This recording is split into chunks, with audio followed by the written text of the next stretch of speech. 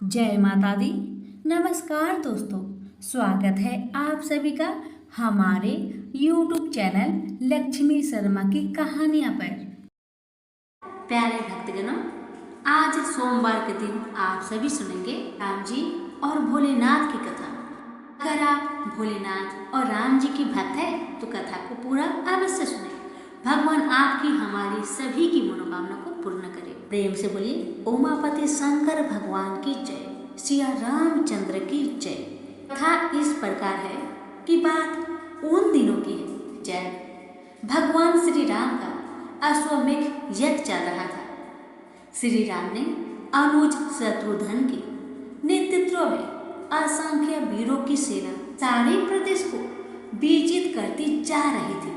जहां भी यज्ञ का अश्व जा रहा था, इस कर्म में कई राजाओं के द्वारा यज्ञ का घोड़ा पकड़ा गया, लेकिन अयोध्या की सेना के आगे उन्हें झुकना पड़ा। शत्रुघ्न के अलावा सेना में हनुमान, सुग्रीव और भरत पुत्र पुष्कर सहित कई महारथी उपस्थित थे। इन्हें जितना देवताओं के लिए भी संभव नहीं था। कई जगह भ्रमण करने के बाद यज्ञ का घोड़ा देवपुर पहुंचा, जहां राजा वीरमणि का राज्य था। राजा वीरमणि अति धर्मनिष्ठ तथा श्री राम एवं महादेव के अनन्य भक्त थे। उनके दो पुत्र रुक्मांगद और शुभंगद वीरों में श्रेष्ठ थे। राजा वीरमणि के भाई वीर सिंह भी एक महारथी थे। राजा वीरमणि ने भगवान रुद्र की तपस्या कर उन्हें प्रसन्न किया था और महादेव ने उन्हें उनकी और उनके पूरे राज्य की रक्षा का वरदान दिया था। महादेव के द्वारा रक्षित होने के कारण कोई भी उनके राज्य पर आक्रमण करने का साहस नहीं करता था। अब अश्व उनके राज्य में पहुंचा तो राजा वीरमणि के पुत्र रुक्मांगद ने उसे बंदी बना लिया और अयोध्या के साधारण सैनिकों से कहा, यज्ञ का घोड़ा उनके पास है, इसलिए वे जाकर शत्रुघ्न से कहे कि विधिवत युद्ध कर वो अपना अश्व घोड़ा छुड़ा ले। जब रुक्मांगद ने यह सूचना अपने पिता को दी तो वे बड़े चिंतित हुए और अपने पुत्र से कहा कि अनजाने में तुमने श्री राम की यज्ञ का घोड़ा पकड़ लिया है।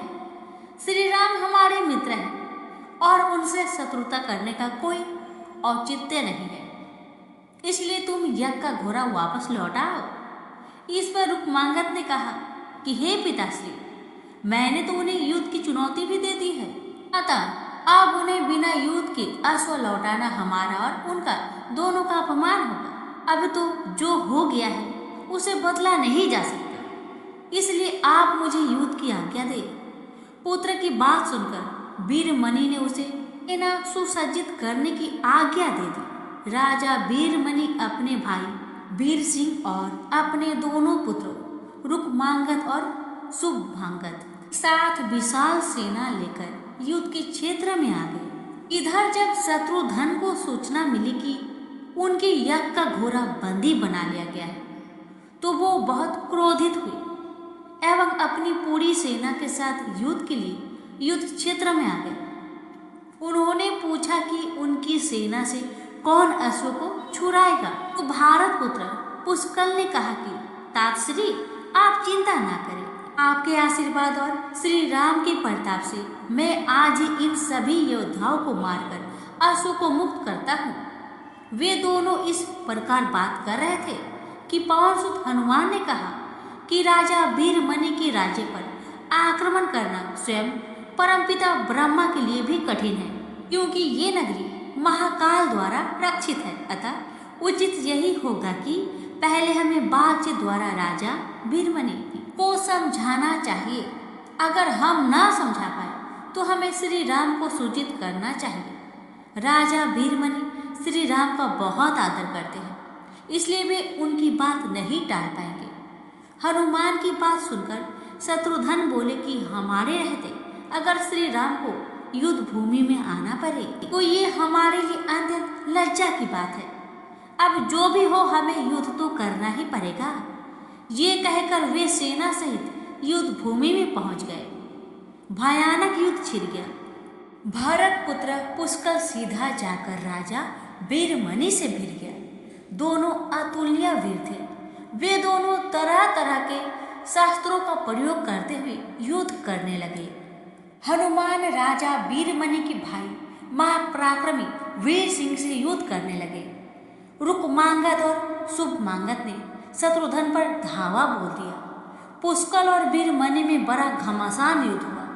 अंत में पुष्कल ने वीरमणि पर 8 नाराज बाणों से वार किया।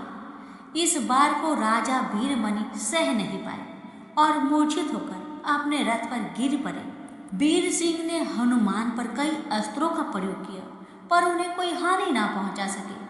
हनुमान ने एक विकट पेड़ से वीर सिंह पर वार किया। इससे वीर सिंह रक्त वमन करते हुए मूर्छित हो गए। उधर शत्रुघ्न और राजा वीरमणि के पुत्रों में असाधारण युद्ध चल रहा था।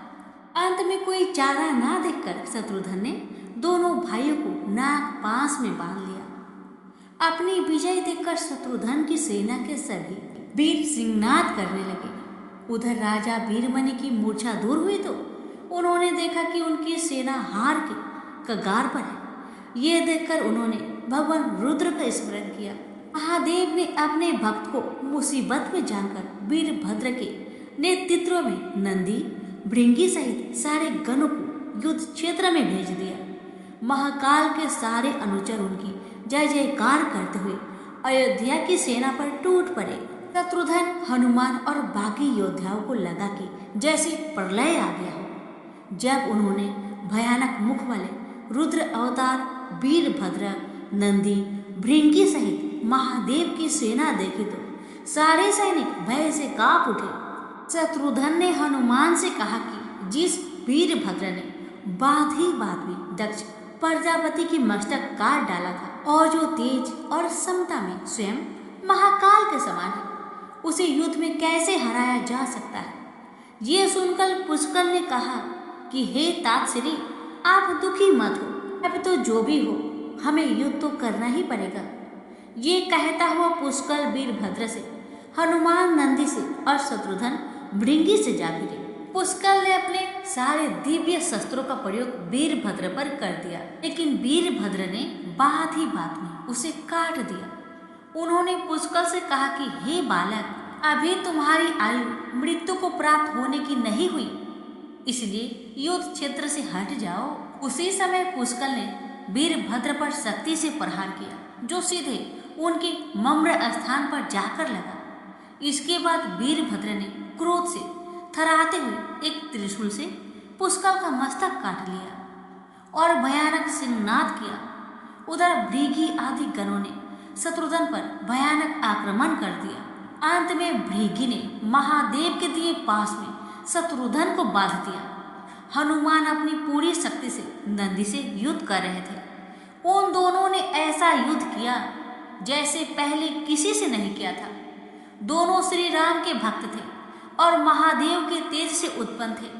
काफी देर लड़ने के बाद कोई उपाय ना देखकर नंदी ने शिव शस्त्र का प्रयोग कर हनुमान को पराभूत कर दिया।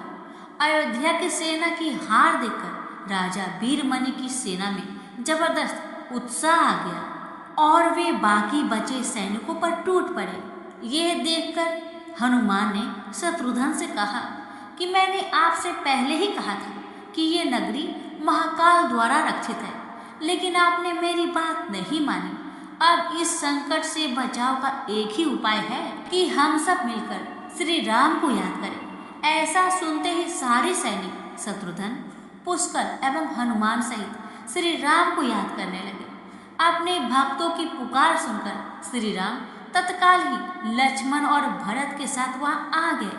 अपने प्रभु को आया देख सभी हर्षित हो गए एवं सबको ये विश्वास हो गया कि अब हमारी विजय निश्चित है। श्री राम के आने पर जैसे पूरी सेना में प्राण का संचार हो गया। श्री राम ने सबसे पहले शत्रुघ्न को मुक्त कराया और उधर लक्ष्मण ने हनुमान को मुक्त करा दिया। जब श्री राम, लक्ष्मण और श्री भरत ने देखा कि पुष्कल मृत्यु को प्राप्त हो चुके हैं तो उन्हें बड़ा दुख हुआ। भरत तो शोक में मूर्छित हो गए। श्री राम ने क्रोध में आकर वीरभद्र से कहा कि तुमने जिस प्रकार पुष्कर का वध किया है उसी प्रकार अब अपने जीवन का भी अंत समझो। ऐसा कहते हुए श्री राम ने सारी सेना के साथ शिव गणों पर धावा बोल दिया। जल्द ही उन्हें यह पता चल गया कि शिव गणों पर साधारण अस्त्र बेकार है, इसलिए उन्होंने महर्षि विश्वामित्र द्वारा प्रदान किए दिव्य अस्त्रों से वीरभद्र और नंदी सहित सारी सेना को विदर्न कर दिया। श्री राम के प्रताप से पार न पाते हुए सारे गणों ने एक स्वर में महादेव का हवन करना शुरू कर दिया। जब महादेव ने देखा कि उनकी सेना बड़े कष्ट में है तो वे स्वयं युद्ध क्षेत्र में प्रकट हुए। इस अद्भुत दृश्य को देखने के लिए परमपिता ब्रह्मा सहित सारे देवता आकाश में स्थित हो गए। जब महाकाल ने युद्ध क्षेत्र में प्रवेश किया तो उनकी तेज से श्री राम की सारी सेना मूर्छित हो गई। जब श्री राम ने देखा कि स्वयं महादेव रण क्षेत्र में आए हैं तो उन्होंने शस्त्र का त्याग कर भगवान रुद्र को दंडवत प्रणाम किया एवं उनकी स्तुति की। उन्होंने महाकाल की स्तुति करते हुए कहा कि हे सारे ब्रह्मांड के स्वामी, आपके ही प्रताप से मैंने महापराक्रमी रावण का वध किया। आप स्वयं ज्योतिर्लिंग में रामेश्वर में पधारे। हमारा जो भी बल है वो भी आपके आशीर्वाद के फलस्वरूप ही है। ये जो असमय यज्ञ मैंने किया है वो भी आपकी ही इच्छा से ही हो रहा है, इसलिए आप हम पर कृपा करें और इस युद्ध का अंत करें। ये सुनकर भगवान रुद्र बोले कि हे राम, आप स्वयं विष्णु के दूसरे रूप हैं। मेरी आपसे युद्ध करने की कोई इच्छा नहीं है, फिर भी चूंकि मैंने अपने भक्त वीरमणि को उसकी रक्षा का वरदान दिया है कि मैं इस युद्ध से पीछे नहीं हट सकता, अतः संकोच छोड़कर आप युद्ध करें। श्री राम ने इसे महाकाल की आज्ञा मानकर युद्ध करना शुरू किया। दोनों में महान युद्ध छिड़ गया, जिसे देखने देवता लोग आकाश में स्थित हो गए। श्री राम ने अपने सारे दिव्य शस्त्रों का प्रयोग महाकाल पर कर दिया, पर उन्हें संतुष्ट नहीं कर सके। अंत में उन्होंने पशुपता शस्त्र के साधन किया और भगवान शिव बोले कि हे प्रभु, आपने ही मुझे ये वरदान दिया है कि आपके द्वारा प्रदत्त इस अस्त्र से त्रिलोक में कोई पराजित हुए बिना नहीं रह सकता। इसलिए हे महादेव, आपकी ही आज्ञा और आपकी ही इच्छा से मैं इसका प्रयोग आप पर ही करता हूँ। ये कहते हुए श्री राम ने वो महान दिव्य शस्त्र भगवान शिव पर चला दिया। वो अस्त्र सीधा महादेव के हृदय स्थल में समा गया और भगवान रुद्र इससे संतुष्ट हो गए। उन्होंने प्रसन्नता पूर्वक श्री राम से कहा कि आपने युद्ध में मुझे संतुष्ट किया है, इसलिए जो इच्छा हो वर मांग लीजिए। इस पर श्री राम ने कहा कि हे भगवान, यहाँ पर युद्ध क्षेत्र में भ्राता भरत के पुत्र पुष्कर के साथ असंख्य योद्धा वीर गति को प्राप्त हो गए हैं, उन्हें कृपया जीवन दान दीजिए। महादेव ने मुस्कुराते हुए तथास्तु कहा और पुष्कर समेत दोनों और के सारे योद्धाओं को जीवित कर दिया। इसके बाद उनकी आज्ञा से राजा वीरमणि ने यज्ञ का घोड़ा श्री राम को लौटा दिया और अपना राज्य रुक्मांगद को सौंपकर वे सभी शत्रुघ्न के साथ आगे चल दिए। प्रेम से बोलिए उमापति शंकर भगवान की जय, सिया रामचंद्र की जय। प्राचीन काल से काशी शिव कीड़ा का केंद्र रहा है। एक बार भगवान शिव पार्वती सहित काशी पधारे। वे कुछ दिन काशी में रुके। तत्पश्चात मंदराचल पर चले गए। मंदराचल पर शीतल मंद समीर बह रही थी। शिव बड़ी तन्मयता से प्रकृति की छटा देखने लगे। तभी एकाएक पीछे से आकर पार्वती ने परिहास पूर्वक उनके दोनों नेत्र बंद कर दिए। पार्वती के हाथों के पसीने और शिव के चेहरे की तेज से शिव के नेत्रों की कोर से पानी टपक गया और उससे एक कराल मुख, भयंकर, क्रोधी, अंधा और कृष्ण वर्ण का बालक पैदा हो गया। वह पैदा होते ही चिल्लाने और नाचने लगा और बार बार अपनी जीभ निकालकर डरावनी चेष्टाएं करने लगा। यह देख पार्वती भयभीत हो गई। उन्होंने शिव से विकराल बालक के विषय में पूछा तो शिव ने बताया कि वह उन्हीं का पुत्र है जो नेत्रों से पानी बहकर गिरने के कारण उत्पन्न हो गया है। पार्वती ने उसके पालन पोषण का दायित्व अपनी सखी को सौंप दिया और वह बालक उनकी सखी द्वारा पोषित होने लगा। पार्वती जी ने उसका नाम अंधक रखा। इसी बीच हिरण्यकशिपु का भाई हिरण्याक्ष शिव की तपस्या में तल्लीन था। उसकी तपस्या से परेशान होकर शिव प्रकट हुए और उन्होंने उससे वर मांगने को कहा, उठो पुत्र, मैं तुम्हारे तप से प्रसन्न हूँ, बोलो तुम क्या वर मांगते हो। हिरण्याक्ष बोला, भगवान, मुझे एक पुत्र की कामना है। मेरे भाई के तो 4 पुत्र हैं, किंतु मेरी पत्नी की गोद खाली है। कृपया मुझे पुत्र प्राप्ति का वरदान दे। शिव बोले, तुम्हारे भाग्य में पुत्र प्राप्ति का योग नहीं है दैत्यराज, लेकिन मैं तुम्हें अपना पुत्र दे सकता हूँ। वह अंधा है परंतु बहुत बलशाली है। भविष्य में वह महाबलवान पुरुष बनेगा। यह कहकर शिव जी ने अंधक को हिरण्याक्ष के हाथों में दे दिया। हिरण्याक्ष अंधक को लेकर खुशी खुशी अपने राज्य लौट गया। अंधक राजमहल में बड़ा होने लगा। तभी देवासुर संग्राम छिड़ गया और भगवान विष्णु द्वारा हिरण्याक्ष मारा गया। हिरण्याक्ष का बड़ा भाई हिरण्यकशिपु छिप कर भाग निकला। हिरण्याक्ष के मरने के बाद राजमहल में अंधक की उपेक्षा होने लगी। उसके अन्य चचेरे भाई और संगी साथी उसे चिढ़ाने लगे। इससे अंधक दुखी रहने लगा। एक दिन उनके व्यवहार से तंग आकर वह तपस्या करने निकल पड़ा और एक निर्वन वन में पहुंचकर ब्रह्मा जी की साधना में लीन हो गया। तप करते हुए उसे कई वर्ष बीत गए। उसके तप से प्रसन्न होकर ब्रह्मा जी प्रकट हुए और उसे वर मांगने को कहा। अंधक ब्रह्मा जी के चरणों में गिरकर बोला, हे पितामह, मुझे ऐसा वर दीजिए कि मेरा अपमान करने वाले सभी भाई मेरी दास्ता करें, मेरे दिव्य नेत्र हो जाए, मेरी किसी के द्वारा मृत्यु ना हो। यह सुनकर ब्रह्मा जी बोले, और सब तो ठीक है वत्स, तुम्हारे नेत्र दिव्य हो जाएंगे, तुम्हारे सारे भाई भी तुम्हारी दास्ता स्वीकार कर लेगी, किंतु तुम मनुष्य हो और काल चक्र का नियम है, कोई भी मनुष्य मृत्यु से अछूता नहीं रह सकता। अंधक बोला, तो फिर ऐसा वरदान दीजिए कि मेरे शरीर से निकले रक्त की एक एक बूंद से मेरे जैसे पराक्रमी वीर उत्पन्न हो जाए। ब्रह्मा जी बोले, ठीक है, मैं तुम्हें यह वरदान देता हूँ। साथ ही ये भी वरदान देता हूँ कि तुम्हारी मृत्यु विष्णु तथा शिव के द्वारा नहीं होगी। अंधक को वरदान देकर ब्रह्मा जी अंतर्ध्यान हो गए और अंधक वरदान पाकर एकदम सुपुष्ट एवं नेत्रवान पुरुष बन गया। वह वापस दैत्यपुरी लौट आया। वरदान प्राप्त करके वह बेहद कामुक हो गया। उसके अत्याचारों से नाग, यक्ष तथा देव गंधर्व सभी दुखी रहने लगे। वे सब मिलकर ब्रह्मा जी के शरण में पहुंचे, किंतु ब्रह्मा जी उन्हें कोई अवशासन नहीं दे सके, क्योंकि अंधकासुर उन्हीं के वरदान स्वरूप तो यह उत्पात मचाए हुए था। आखिर निराश होकर सब लोग शिव के पास पहुंचे और उन्हें अंधकासुर के अत्याचारों के बारे में अवगत कराया। शिव ने उन्हें अवशस्त किया। अवशस्त होकर वे अपने स्थानों को लौट गए। शिव पार्वती मंदराचल पर्वत पर ठहरे हुए थे। तभी एक बार अंधक अपनी सेना के साथ मंदराचल पर पहुंचा। पर्वत की सुरमयता देखकर वह विभोर हो उठा। उसने सोचा, कितना सुंदर स्थान है, क्यों ना यहाँ अपने लिए एक अस्थायी नगर का निर्माण करा दिया जाए।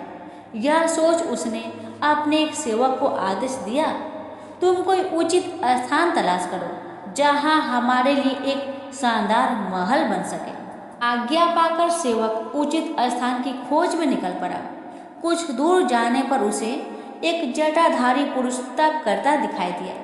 उसके समीप भी एक सुंदर स्त्री बैठी हुई थी। उसने सोचा, वाह क्या सुंदरी है, लेकिन यह इस तपस्वी के पास क्या कर रही है? इसे तो राजमहल की शोभा होनी चाहिए। चलकर महाराज को सूचित करो। यह सोचकर वह वापस लौट आया और अंधक को सारा वृत्तांत कह सुनाया।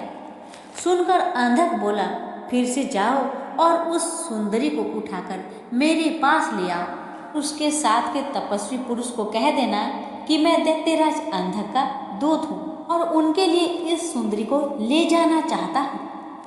दूत पुनः उसी स्थान पर जा पहुंचा। तब तक शिव भजन पूजा से निवृत्त हो चुके थे। उसने अपने स्वामी अंधक का आदेश उन्हें कह सुनाया। सुनकर शिव ने उससे कहा, जाओ अपने महाराज से कह देना कि किसी की पत्नी पर कुदृष्टि डालना बहुत ही अनुचित कार्य होता है। यह सुनकर दूत वापस लौट आया। उसने अंधक को शिव द्वारा दिया गया उत्तर सुना दिया। सुनकर अंधक गुस्से से आग बबूला हो उठा। वह अपनी सेना की एक टुकड़ी लेकर शिव पर टूट पड़ा, लेकिन शिव के गण वीरभद्र ने उन्हें मारकर भगा दिया। अंधक के सेनापति नील ने मायावी हाथी का वेश धारण किया और वह शिव गणों की ओर लपका। यह देख वीरभद्र ने तुरंत सिंह का वेश धारण कर लिया और नील का वध कर डाला। और दूसरी ओर नंदी अंधक से युद्ध कर रहा था। उसने इतने प्रबल वेग से आक्रमण किया कि अंधक को जान बचाने के अलावा और कुछ न सोच सका और वह अपनी सेना सहित भाग गया। अंधक के पराजित होकर भागने के पश्चात शिव पशुपत नामक व्रत करने लगे। पार्वती को उन्होंने मंदराचल स्थित देवी मंदिर में भेज दिया और शिव के गण देवी मंदिर पर पहरा देने लगे। अंधक अपनी पराजय को भूल न सका। उसने पुनः सेना एकत्र की और हमला कर दिया। घनघोर युद्ध छिड़ गया। अंधक ने नंदीश्वर को मूर्छित कर दिया। देवऋषि नारद द्वारा यह समाचार विष्णु तक पहुंचाया गया। इंद्र आदि को भी यह संदेश भेजा गया। देखते ही देखते देवों की एक विशाल सेना मंदराचल पर आ जुटी। देवों और दैत्यों में भयानक युद्ध छिड़ गया, लेकिन दैत्यों की प्रबल मार के आगे देवताओं की हार होने लगी। उनके पैर उखड़ने लगे। अंधक ने एक बार फिर शिव के पास संदेश भिजवाया कि उस स्त्री को मुझे सौंप दो और अपनी जान बचा लो, अन्यथा शीघ्र ही अन्य देवों के साथ साथ तुम्हें भी यमलोक पहुंचाना पड़ेगा। यह संदेश सुनकर शिव के नेत्र जल उठे। उन्होंने हुंकार भरते हुए अपना त्रिशूल उठा लिया। तभी घबराया हुआ नंदी वहां पहुंचा और शिव से बोला, प्रभु दैत्य सेना बहुत ही प्रबल है। हमारे समस्त गण मारे गए। देवता मैदान छोड़कर भाग निकले। मैं किसी तरह जान बचाकर आया हूँ। शिव बोले, धैर्य रखो नंदीश्वर, अब उस दैत्य का अंत समय आ पहुंचा है। मैं स्वयं युद्ध भूमि में चलता हूँ। यह कहकर शिव युद्ध भूमि में पहुंचे और अंधक से भिड़ गए। भयानक युद्ध छिड़ गया। भगवान शिव लगातार अंधक के बाणों से अपना बचाव करते हुए त्रिशूल से प्रहार करते रहे, किंतु उनका हर प्रयत्न विफल हो रहा था। जैसे ही अंधक का कोई अंग घायल होता, उसे रक्त निकलता और उस रक्त से उस जैसे ही अनेक दैत्य पैदा हो जाते थे। उधर शुक्राचार्य अपनी संजीवनी विद्या के बल पर मरे हुए दैत्यों को पुनः जीवित कर देते थे। फलस्वरूप शिव के चारों ओर दैत्य की एक विशाल सेना खड़ी हो गई। शिव ने अपने गणों को आदेश दिया कि शुक्राचार्य को बांधकर यहाँ ले आए ताकि वे दैत्यों को पुनः जीवित न कर सके। गण शुक्राचार्य को बांध कर ले आए और उन्हें शिव के सम्मुख खड़ा कर दिया। फिर भगवान शिव ने विराट रूप धारण कर लिया। उनका मुख खुला और देखते ही देखते उन्होंने शुक्राचार्य को निगल लिया। इससे शिव गणों का उत्साह दुगना हो गया। उन्होंने दुगने जोश से दैत्यों का संहार करना आरंभ कर दिया। दैत्य सेना में भगदड़ मच गई और शीघ्र ही सारी सेना मैदान छोड़कर भाग निकली। अकेला अंधक भगवान शिव के सम्मुख डटा रहा। शिव और अंधक में भयानक युद्ध छिड़ गया। अंधक को अपने पर भारी पड़ता देख भगवान शिव ने अपने मुख से एक महाज्वाला उत्पन्न की। वह योगेश्वरी थी। माता महाकाली ने रक्तपान करना आरंभ कर दिया। शिव त्रिशूल चलाते अंधक के शरीर से रक्त फूटता और माता काली रक्त को जमीन पर गिरने से पहले ही पान कर जाती। इससे अंधक बलहीन हो गया। उसके कदम लड़खड़ाने लगे। भगवान शिव ने उसके हृदय को निशाना बनाकर त्रिशूल चलाया और अंधक का हृदय वेध दिया। साथ ही उसे त्रिशूल के ऊपर टांग दिया। अंधक के गिरते रक्त को नीचे खड़ी काली सहित सभी योगिनियां जमीन पर गिरने से पहले ही अपने विशाल मुख में लुप्त करने लगी। फिर युद्ध शांत हो गया, लेकिन ब्रह्मा जी के वरदान स्वरूप अंधक नहीं मर सका। वह त्रिशूल पर टंगा टंगा ही शिव का जाप करता हुआ अपनी भूल का प्रायश्चित करने लगा। दयालु शिव उसके जप से प्रसन्न हुए और उसे त्रिशूल से नीचे उतारा और वर मांगने को कहा। अंधक ने शिव के चरणों में प्रणाम करके कहा, हे भगवान, मुझे क्षमा करें, मुझसे बहुत बड़ा अपराध हो गया था।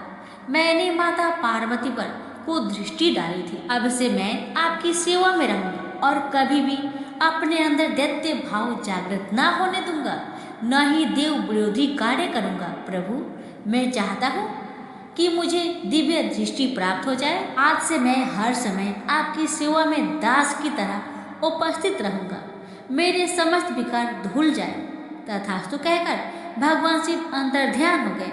त्रिपुरारी रुद्र की कृपा से भूमंडल पर एक बार फिर से धर्म ध्वजा फहराने लगी। एक बार फिर वैदिक धर्म का पालन होने लगा। जगह जगह यज्ञ हवन होने लगे। वातावरण में फिर मंत्र गूंजने लगे। तो प्रेम से बोलिए उमापति शंकर भगवान की जय। अच्छे लगे तो दूसरों को शेयर करना ना भूले। धन्यवाद।